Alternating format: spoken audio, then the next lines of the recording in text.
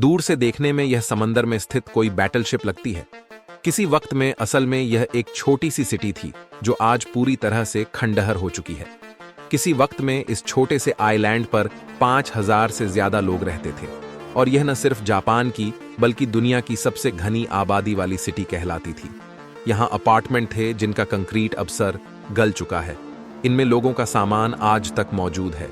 ऐसा मालूम होता है कि शायद यहाँ रहने वाले सब कुछ ऐसे ही छोड़कर यहाँ से भागे हैं। यहाँ स्कूल से जहाँ कभी बच्चों की आवाज गूंजती थी, अस्पताल, town hall, swimming pools, shops और सिनेमा समेत यहाँ वह तमाम फैसिलिटीज थी जो किसी शहर में होनी चाहिए।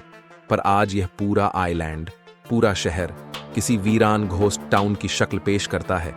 लेकिन आखिर क्यों? यहाँ रहने वाले हजारों लोगों में से आज एक भी यहाँ नहीं रहता।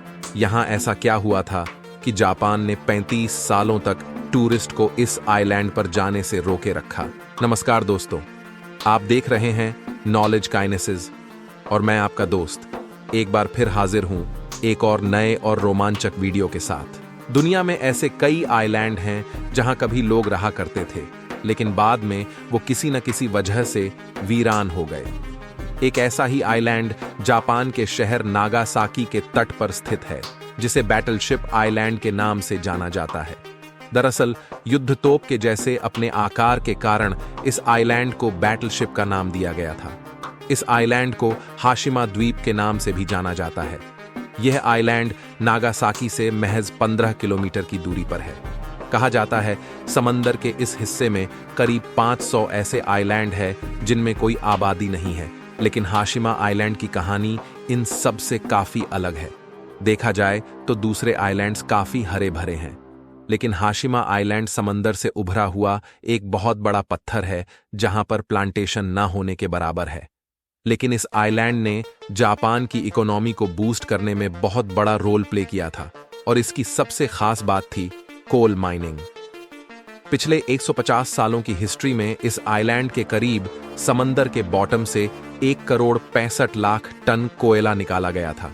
इतना ज्यादा कोयला आज पूरे इंडिया को 1 महीने तक इलेक्ट्रिसिटी प्रोड्यूस करके दे सकता है। किसी भी जगह को समझने के लिए उसके इतिहास को जानना बेहद ही जरूरी है। तो आइए समझते हैं इस आइलैंड के खौफनाक और रहस्यमयी इतिहास को।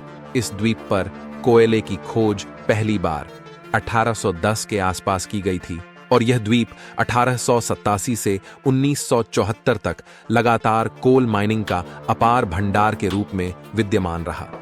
देखते ही देखते 1850 में नागासाकी एक इंटरनेशनल शिपिंग पोर्ट बन चुका था। अमेरिका और चीन के दरमियान यह एक स्टॉपओवर पोर्ट था जहां पर international cargo selling ships refuelling के लिए रुकती थी।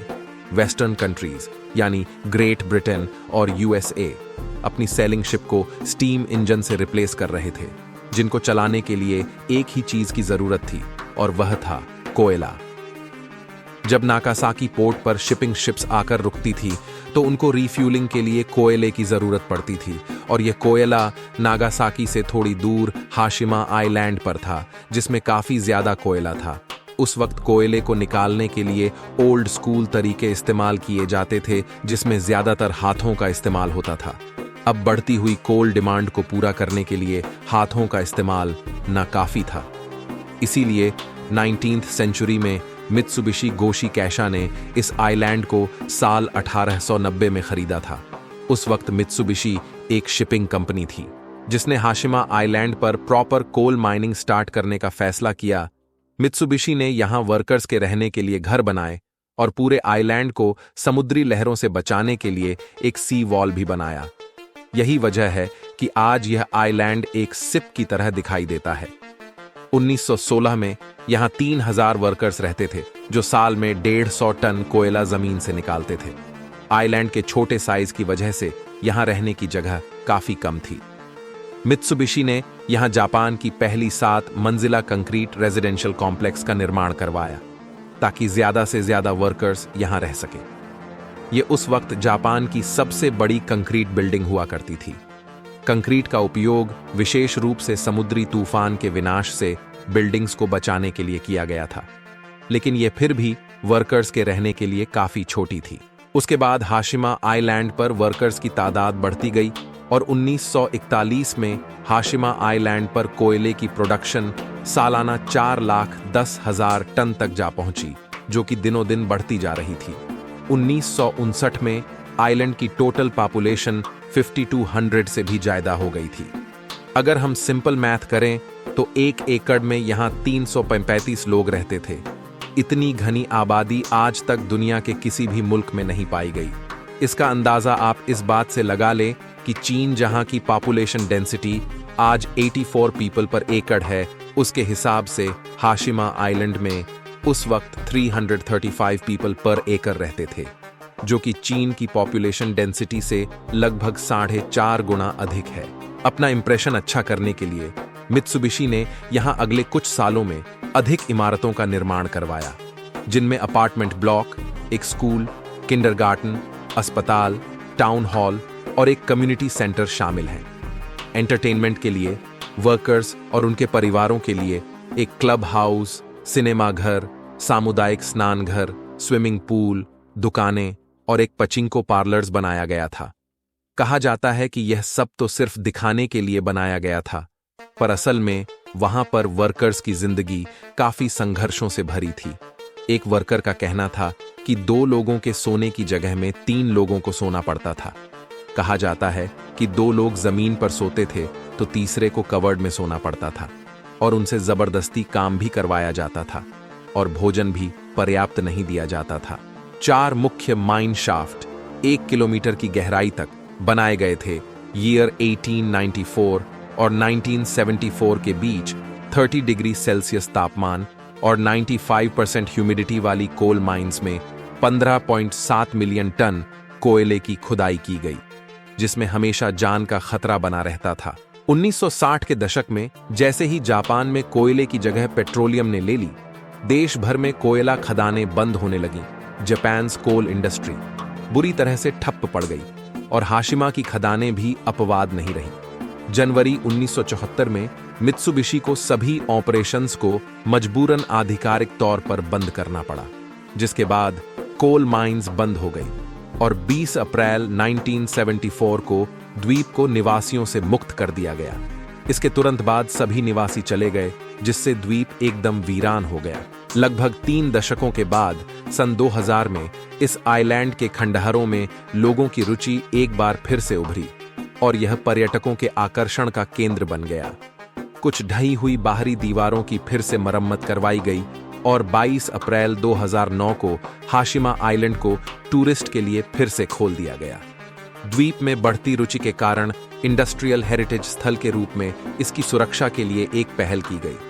बहुत विवादों के बाद हाशिमा आइलैंड के कोल माइन को फॉर्मली जापान्स मेजी इंडस्ट्रियल रेवोल्यूशन के हिस्से के तौर पर 2015 में यूनेस्को वर्ल्ड हेरिटेज साइट की सूची में शामिल कर दिया गया।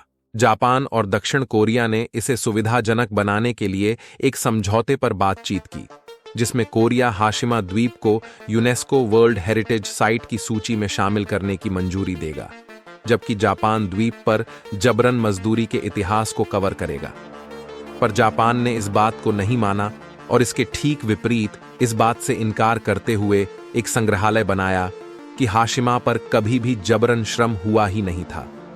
2021 में यूनेस्को समिति के अन्य सभी 21 राष्ट्र इस बात पर सहमत हुए कि जापान समझौते के अपने पक्ष को पूरा करने में विफल रहा है और जापान को यह स्वीकार करने की हिदायत दी कि हाशिमा आइलैंड पर वर्कर्स से जबरन मजदूरी करवाई गई थी। हालांकि अभी साल 2024 चल रहा है, लेकिन फिर भी जापान इस बात को मानने के लिए राजी नहीं है कि आइलैंड पर कभी भी जबरन मजदूरी करवाई गई हो। लेकिन कोरिया और चीन का दावा है कि 1930 की शुरुआत से लेकर द्वितीय विश्व युद्ध के अंत तक कोरियाई नागरिकों और युद्ध में पकड़े गए चीनी कैदियों को Japanese war time mobilization policies के तहत हाशिमा आइलैंड के कोल माइंस में मजबूर मजदूरों के रूप में बहुत कठोर परिस्थितियों और क्रूर व्यवहार के तहत काम करने के लिए मजबूर किया गया था। इस अवधि के दौरान अंडरग्राउंड माइन एक्सीडेंट्स, थकावट और कुपोषण सहित विभिन्न कारणों से उस समय लगभग 1300 मजदूरों की मौत हो गई थी। रखरखाव के अभाव में इस आइलैंड पर बनी ऊंची ऊंची इमारतें अब खंडहर हो गई हैं। यहाँ स्कूल से लेकर अस्पताल और रेस्टोरेंट तक सब थे, लेकिन अब सिर्फ यहाँ उनके खंडहर ही दिखते हैं। चूंकि यह आइलैंड चारों तरफ से कंक्रीट की मजबूत दीवारों से घिरा हुआ है, लेकिन फिर भी जापान में अक्सर आने वाले तूफान के चलते इसे काफी नुकसान पहुंचा है। और अब इस आइलैंड का नजारा बेहद ही भयावह और डरावना लगता है। इस द्वीप से जुड़ी एक और कहानी बेहद ही मशहूर है। यह छोटा सा वीरान आइलैंड जो खुद में गुलामी के भयावह अतीत को समेटे हुए है। बताया जाता है कि यहाँ 1300 प्रताड़ित नागरिकों और युद्धबंदियों के शव दफन हैं, जिनकी आत्माएं द्वीप के अंदर भटकती हैं। 40 सालों तक वीरान पड़े रहे इस द्वीप को घूमने के लिए बहुत ही खतरनाक माना जाता है, और आज भी इसके 95% हिस्से में लोगों की एंट्री नहीं है। इन्हीं कारणों से इस आइलैंड को घोस्ट टाउन भी कहा जाता है। टूरिस्ट के लिए यह आइलैंड तो 2009 में खोल दिया गया, लेकिन फिर भी यहाँ पर बहुत ही कम ही लोग आते हैं। जापान में इसे औद्योगिक विरासत के तौर पर संजोने की पहल जारी है। खास बात यह है कि इस आइलैंड पर कई फिल्मों की शूटिंग भी हो चुकी है। टूरिस्ट यहाँ भले ही कम आते हो, मगर ये फिल्म मेकर्स की फेवरेट फिल्म शूटिंग डेस्टिनेशन जरूर बन गई है। साल 2012 में यहाँ जेम्स बॉन्ड की मूवी स्काई फॉल की भी शूटिंग की गई थी।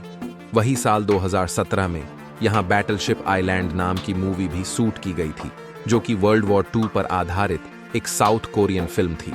सबसे खास फिल्म जो यहाँ पर शूट हुई थी वह इसी आइलैंड पर बेस्ड मूवी थी। इस मूवी का नाम था हशीमा प्रोजेक्ट। आपको बता दूं कि यह एक हॉरर मूवी थी। हो सके तो इसे एक बार जरूर देखें। और भी कुछ मूवी इस आइलैंड पर शूट की गई है। उनमें से प्रमुख फिल्मों के नाम आपको मैं बता देता हूं। Number 1 homo sapiens, number 2 slow action, number 3 is this heaven. दोस्तों, जो लोग इस आइलैंड से जिंदा बच गए हैं वह आज भी इसे नरक का द्वीप कहते हैं। दोस्तों, उम्मीद है कि आपको यह वीडियो पसंद आई होगी।